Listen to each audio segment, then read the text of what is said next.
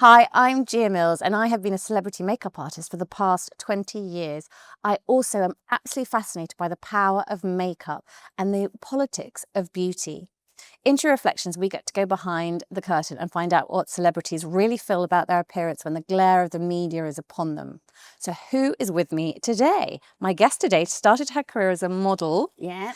Then she became a businesswoman and is now an author of her first novel, The Resurrection of Flo. It's Jo Wood. Hello, dear. How are you? Jo, thank you so much for coming in. Thank you for having me. It is wonderful. I'm so excited.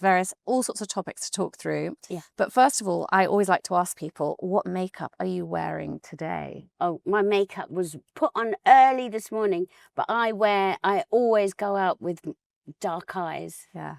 You're very well known for your sort of Yeah. sultry, smoky, gorgeous look. So I don't know how my makeup is at the moment, but dark eyes, I always wear Lavera makeup. Yeah. And a little bit of concealer under my eyes and mascara and eyebrows. Yes. What do you draw on your eyebrows? You have them tattooed? No, I draw on my eyebrows. Yeah. Because I'm very fair and I've always had really light eyebrows.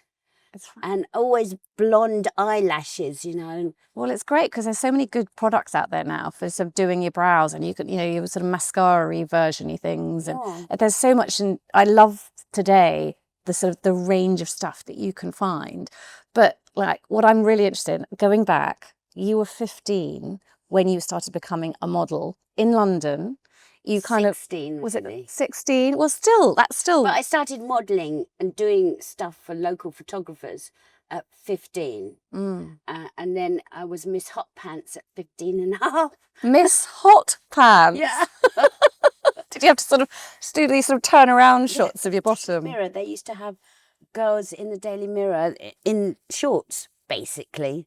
Oh, I used to call them hot pants then. I love that. That was the 70s. Yeah.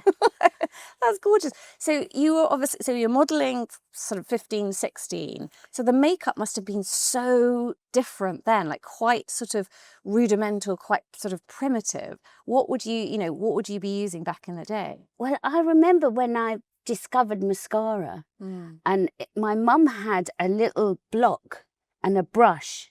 Oh. And you wet the block and you rub the brush in and then you put the mascara on your eyelashes like that. And it was like, oh my God, look at my eyelashes. They're fantastic.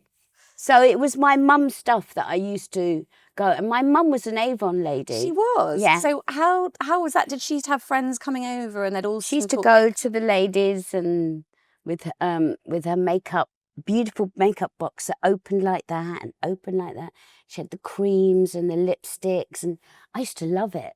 Well, I think it was such a great thing for women back then, for that generation of women, because it gave them a bit of autonomy and power to make their own money. And it was a lovely way because they could kind of like help other women feel good about themselves by putting a bit of makeup on. And going to their houses and doing it. And having my mum used to put great makeup on. She always used to do her Marilyn Monroe eyes, she used to say. And so, so she always had a good eyeliner. Yeah. So was that an Avon eyeliner? I should think so. Oh, yeah. Well, you don't. But don't you? I think I read somewhere that you often use like original kohl. You don't use it. How do you come by that? Is that something you get from India or where? No, you can look for kohl pencil online and buy them online. But genuine kohl, not just, because I think often nowadays they've probably got sort of other synthetic things to make them stay longer, etc. Yeah, I used to always put that kohl in my eyes there. Or the waterline. I can't do it anymore. It makes my eyes water. It's funny, isn't it? I find doing that waterline, the black waterline, on other people, on myself, it just gives you, particularly at night time, you just have that really sort of saucy, sultry look about you. Yeah, I used to do it every day without even thinking, but it makes my eyes water too much, and I get it sort of it all goes. Yeah, I get the little the clumpy thing. Yeah, and you go and look in the mirror. You've been talking to someone quite important. You're like, hi, thinking I'm looking really cool, and then you go, oh no, and in the bathroom. I'm like, oh, that wasn't very clever. And when you're doing makeup it's your job, and you have the makeup fails, it's even more embarrassing. But it's all good. So back to the 70s. So makeup. Were there any makeup artists, or did you do your own makeup when you were being photographed? I did my own makeup, but I did a Lucy Clayton modelling course when I was 14. Did you learn to do makeup? And they taught you how to do makeup, yeah. But at 14, they only taught me a little bit. You know, it was all about just accentuating your eyes, really. So, but I just love putting on makeup right from the off.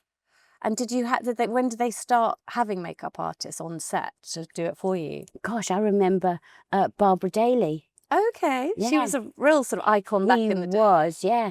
And I thought she was wonderful, and she did great makeup on me. It's amazing, actually, that sort of like just that craft when you can just slightly sculpt the face a little bit. Yeah. And I think, did it help give you a bit of confidence when you then went in the front of the camera, knowing that someone, you know, a pro had been doing your makeup? Yeah, and I would always see what they were doing and if I liked it and copy them afterwards. Ah. Yeah, because you know, they know what they're doing. But Yeah. Barbara Daly was the first makeup artist that I remember really well and absolutely thinking she was wonderful. And John Frieda doing my hair. So the OGs, as they say, the young say today, the originals doing it. Yeah. And they really did know their stuff. And they didn't have, again, all this sort of state-of-the-art materials and products. So they had to, it was really, really basic. So they had to know their craft extremely well. She was great. I remember she did great makeup when I did this job for Barry Latigan. He was such a cool photographer. I haven't heard of him. Yeah, he was South African photographer and used to take the most beautiful pictures. Don't know whatever happened to him, but you had a really stonking modelling career for a good sort of 5-6 years. Well, I started at 16 and then I met my first husband when I was 17. Oh, so carried on working there. Then I got married at 18. Oh gosh, so then you carried on a little bit more. Then I got pregnant. Okay. So then I had Jamie at 19 and then I went back to work. Okay. And then I worked until I was 22. So that is quite a lot to be juggling with modelling then, trying to have a child. Could you bring your son to the shoots? No, because he was far too naughty. Well, that's good. I kind of like the bit naughty. But also it's really interesting because I think modelling industry has gone through so many sort of iterations. I think when I was young, it was the sort of supermodels, you know, the big 4, 5, whatever they were. But when you were in the 70s, the modelling industry, what did you ever feel it was slightly sleazy? Was it exploited in any way, or did you feel actually it was your experience was good? I loved it, but that's all I wanted to do. Yeah. So nothing could ruin anything. I was so young, but I just loved everything about it. Yeah. And that was my dream, and I was living my dream. So for me, I had a great experience. Well, I think it's just fascinating. You did live the dream. You know, you were this brilliant model. You were the model of the day, and you were dating a rock star. No, I stopped modelling when I met Ronnie. Stopped modelling. Yeah, because we were off. When you met him, that's when modelling sort of ceased. Yeah, I worked for a couple of more months and then he said, come to Paris. We're recording Some Girls. So, oh yeah, all right. And off I went. Yeah, so the modelling industry, you stopped at 22 and that's when you became a mother, a wife, and it's well documented your journey on that. And that's when I started seeing more pictures of you. And I always loved your look. You had this sort of Brigitte Bardot, sort of rock chick look, and it was always your big blonde hair, the dark eyes. Did you kind of know that you were had a sort of iconic look then? No, I just did what I wanted. Yeah. Just, just slapped on the black eyes and that was it, really. Well, I think having a lot of sort of black, dark makeup can often hide. If you're feeling a bit tired, you're feeling a bit sort of, not your best. I often find if I've got a major hangover or something, if I put lots of dark makeup on, it does wonders. You suddenly look like you've probably had a bit of more sleep than you have. I mean, I'm terrible. I wake up in the morning, have a shower or bath, and then I sit down in front of my mirror and put my eyes on. Sounds weird. But the process is a lovely process. Yeah. It's a nice ritual, I think. I think what am I doing today? I don't need to put on much. I just put on a touch of black. Yeah. Yeah, just in case. I don't know. But it was very iconic, and you really were this sort of one of the cool chicks of the day, the Stevie Nickses and those kind of, that sort of look, the blonde bombshell rock chick look. Well, I always loved Bridget Bardot. Okay. I thought she was great. I still look back on her pictures and think she was beautiful. Well, you definitely channeled that. Yeah, I'd like to think I channeled Bridget. Yeah. Bridget Bardot. She was absolutely gorgeous. And then I think what's really interesting is, you then spent a long time being the mum, the wife, and then there has been this sort of re-emergence. Joe has sort of come back out again. You got divorced, and suddenly there's this new woman that kind of emerged. And your book that I was just saying that I read on holiday, and I literally dived in. It's a novel about a woman called Flo. Yeah. And I love how she goes through a separation and she just re-blossoms. What was talk to me about the book. Tell me about the sort of the backstory, why you did it. Well, I never wanted to do a book at all. Yeah. Never set out to write a novel, but I was inspired by this guy I went on a date with, and he started telling me how he broke up with his wife on the date, and I'm sitting there, really, and I walked out of that date, and as I was walking up the road, I went, God, that would be a great story for a book. And it is. And so I started thinking about the woman who I don't know anything about, and I just started thinking about her all the time. And my friend Vin, who's a designer, Vin and Omi, he said, just write down notes. So I started writing little notes to myself, and I did so many. I wrote 52,000 words on my iPhone, on my notes. Sort of tapping away.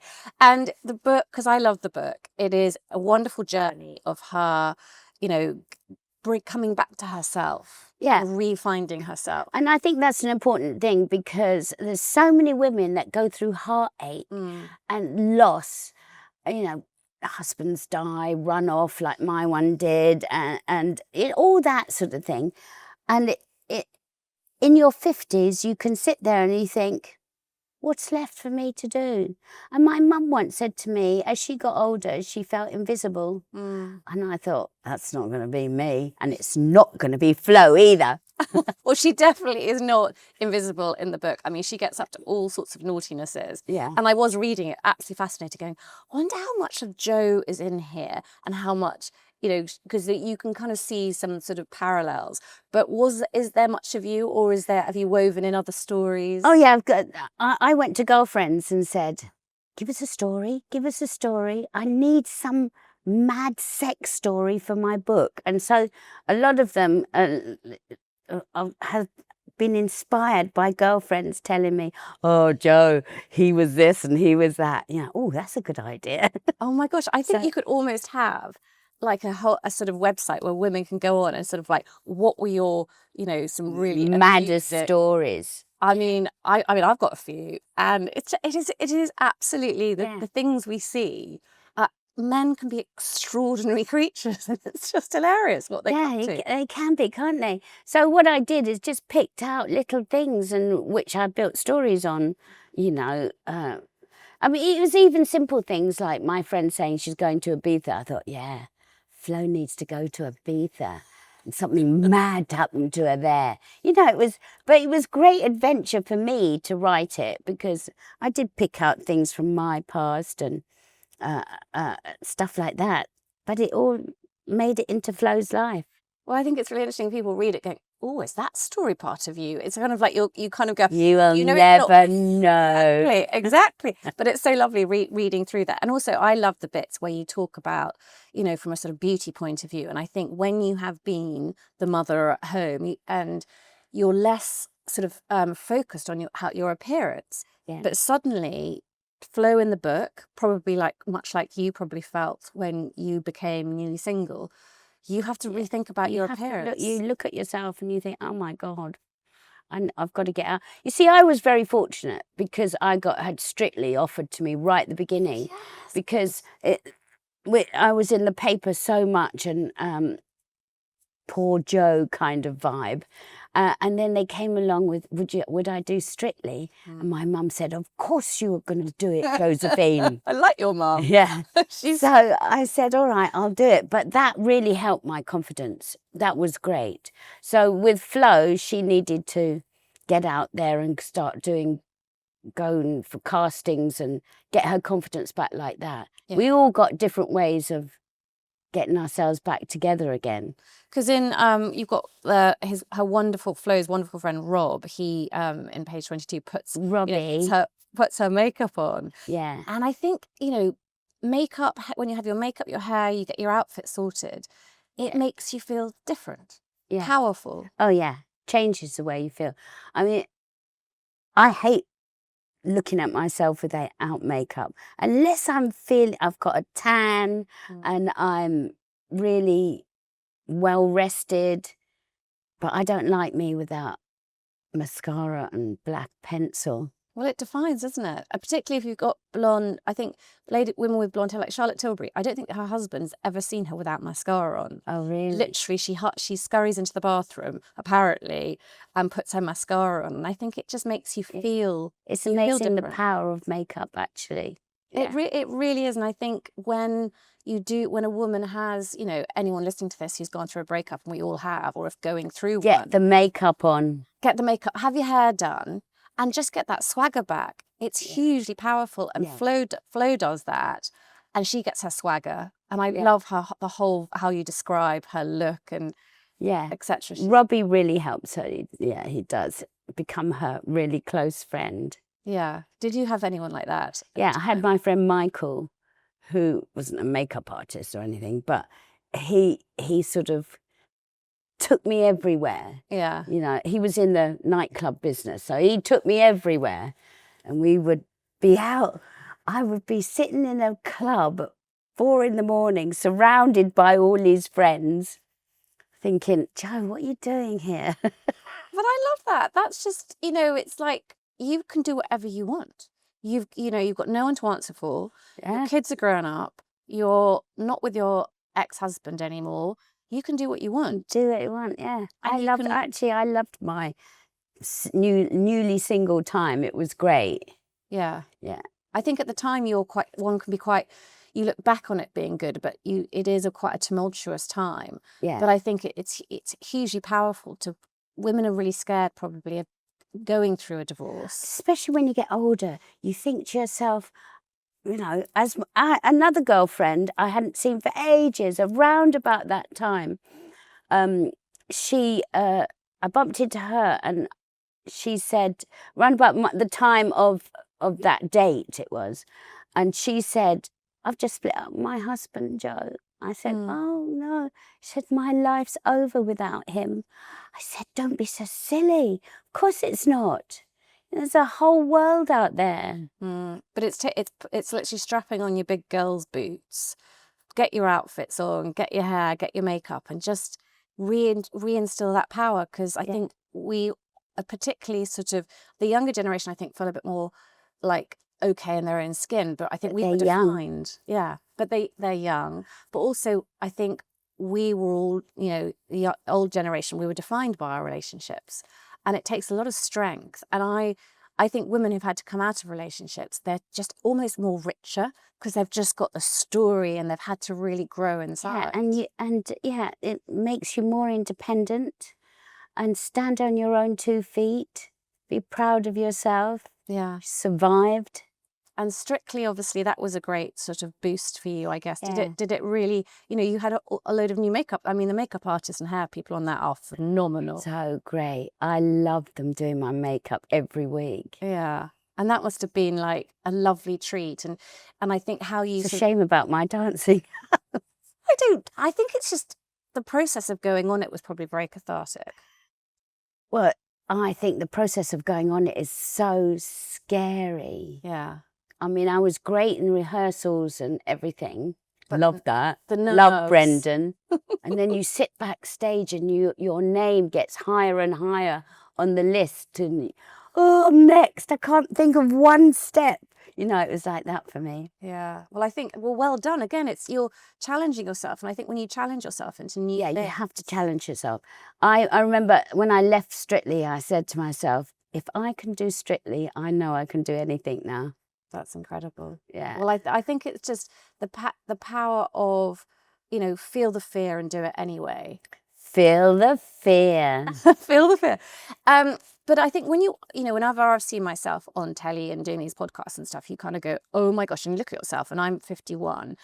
Did you look at when you were looking on the telly and think, oh, I need to have anything done, any tweakments? Because I think there's so much pressure when you get into your 50s as a woman to sort of think, do I or don't I? How did you navigate that space? Well, I did have my eyes done, but that was before I split up with Ronnie. Okay. And then when I split up with him, I did Botox, bits and pieces, but nothing major.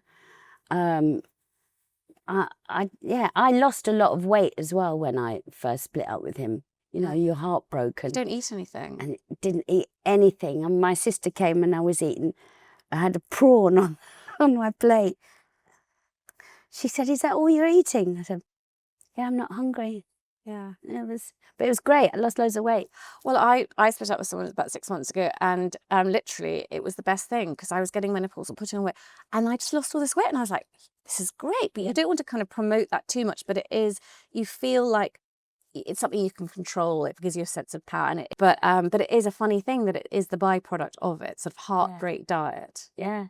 But good. And I think you then focus a bit more on your appearance. And now, what sort of makeup-y stuff are you into now? What is the sort of products? When I became single, I really started putting on lots more makeup. And I did this thing where I backcombed my hair all the time. For Bridget Bardot. Yeah, and I loved it. But I don't do that anymore. I wonder why I don't. Okay. Well, I think maybe it's you're becoming more relaxed in yourself. You're like, maybe. Do I need to do that? Do I need to sort of be a larger form of myself, actually, when you start getting more comfortable and dust is settling? And I think the other thing is I made sure that when I was going out, I always looked perfect. And I wore lots of vintage clothes because I had my new friend Mairead, who's a vintage dress dealer. She would say, Jo, I've got this fantastic dress, or I've got this. So I was mad for the vintage. I always wear all those clothes. I love your style because I've always loved that slightly that kind of rock chick look, and you really embody that beautifully. Yeah. So I really went to town when I was first single. Yeah, because I wanted to show because I was getting photographed everywhere. I needed to show that I was all right. Yeah.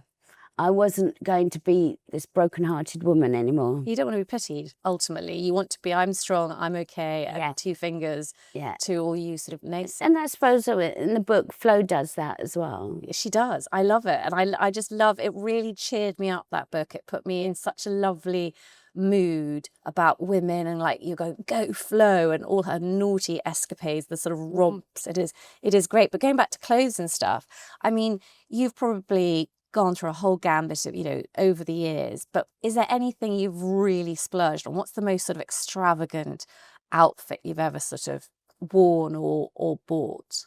Gosh, I don't know. I suppose when I was going through my Gucci time. What's your Gucci time? Well, I used to just love Gucci. Okay. Gucci. On 4 days. Yeah.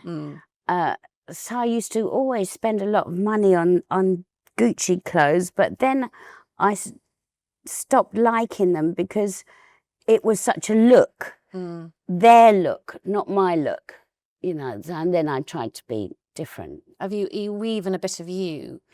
Yeah, I think it's important with fashion to have your own take on it. So maybe wear Gucci shoes, but wear something else, just mix it. Was that the sort of teal open sort of shirt with the kind of like hipstery trousers that were sort of well known in the day? But I've always loved your style because I love, people always got really excited about like the Stevie Nickses of the day.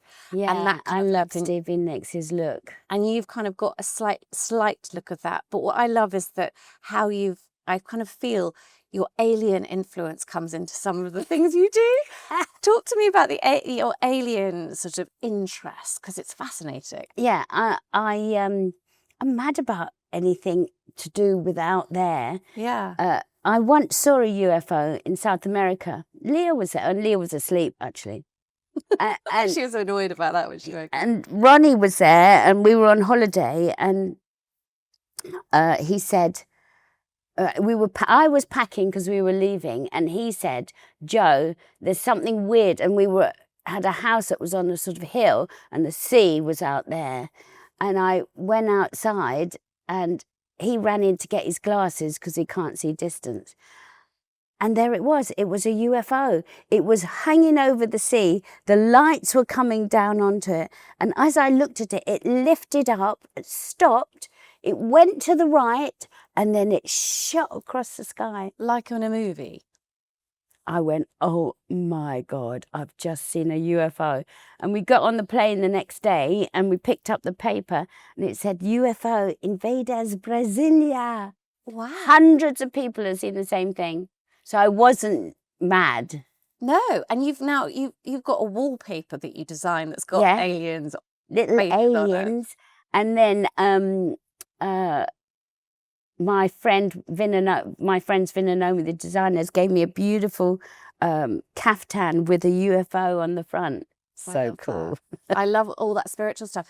And you're obviously now into a lot more natural-based beauty products, and you've got your brilliant line that I love. What are the sort of key standout products in there? Well, it's fragrance and body oil. It used to be bigger, but now I've just got the fragrance and the body oil. Have you got it on today?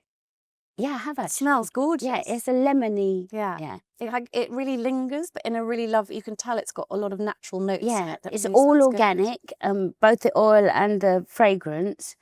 And I'm mad about everything. I've been mad about organic stuff for years. So when I put my face cream on, I usually use an oil. And now I've got my new thing, tallow. Yes, I've got a few people I've interviewed as into tallow. Tell me about tallow, because where it comes from. It comes from animals, doesn't it? It comes from the cow. It's a byproduct. Yeah. And that helps you get, do you use that to get rid of eye makeup, all the sort of... No, I just put it on before I go to sleep. Because my mother used Vaseline, and it's that sort of very viscous. Yeah, it's very sort of greasy. Yeah. And then I've got my new thing I'm trying out, this Marula Oil. Tell me about that. Well, I just read about it the other day and thought, oh, I'm going to get some of that. I do that. I actually find stuff and I'm like, that looks a good idea. I'm going to buy some of that, and I buy it for a while, and some things stick, and you're like, right, I'm really into that. Sticks. But my favourite products to use are Lavera. I think they're great. Yeah. I love their moisturiser. It's just that it's natural-based stuff. If you can go back to nature, nature answers so many of our beauty questions. You see, the skin's made up of oil, so oil is the best thing to put on it. And it feeds off it, do you see? Yeah, I love it. I think natural oils on the skin. I used to go on holiday and put baby oil on my instead of sun cream, which is very annoying. Olive oil is great. Yeah, no. Apparently, the olive oil has something in the oil that protects you against the sun. Does it? Oh, so I was actually onto something after all. Yeah. Like my mother going absolute fit, going, why are you wearing oil and not using an SPF? It's absolute bonkers. Yeah. But thank you, Jo, so much for coming in. Pleasure. I absolutely loved your book. I'm intrigued for everyone to read it and find out and sort of go, oh, is that Jo or is that one of her friends? But I think you should do another one. Never know. You should do another one that's got even more stories. I can tell you loads. I reckon you should have a website and take lots of stories from people. Good idea. Flo's next adventure. Yeah, that's a good idea. or Flo's younger sister or something. She gets, more mischief. Yeah. I think she's got to get up to more mischief. I think so. I want to please write some more. So a massive thank you to Jo Wood. Her book, The Resurrection of Flo, is out now, and it's a jolly good read. That's it for True Reflections this week. If you enjoyed today's episode, please subscribe where you're watching or listening, and you can find me across your TikTok and Instagram by searching at True Reflections Podcast. I'll be back next week with another celebrity to talk through their beauty experiences, their favourite products, and delving deeper into how the ideals of beauty shapes not just our physical appearance, but the core of our identities. Until then, have a lovely week.